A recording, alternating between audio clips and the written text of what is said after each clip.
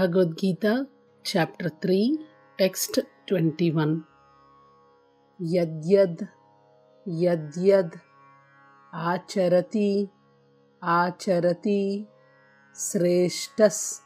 Sreshtas Yadyad Acharati Sreshtas Yadyad Acharati Sreshtas Tattad Tattad Evetaro Evetaro Janaha Janaha Tattat Evetaro Janaha Tattat Evetaro Janaha Tattat Evetaro Janaha Yadyad Acharati Sreshtas Tattat Evetaro Janaha Yadyad Acharati Sreshtas Tattat Evetaro Janaha Yadyad Acharati Sreshtas Tattat Evetaro Janaha Sayat Sayat Pramanam Pramanam Kurute Kurute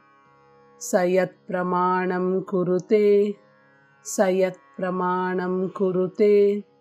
Sayat Pramanam Kurute Lokas Lokas Tad Tad Anuvartate Anuvartate Lokastad Anuvartate Lokastad Anuvartate Lokastad Anuvartate Sayat Pramanam Kurute Sayat Pramanam Kurute Lokastad Anuvartate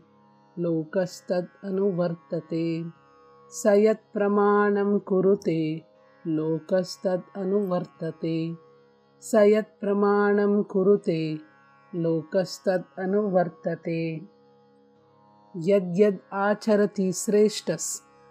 Tattat Evetaro Janaha Sayat Pramanam Kurute Lokastad Anuvartate Yadyad Acharati Sreshtas Tattat Evetaro Janaha Sayat Pramanam Kurute Lokastad Anuvartate Yadyad Acharati Sreshtas Tattat Evetaro Janaha Sayat Pramanam Kurute Lokastad Anuvartate. Hare Krishna.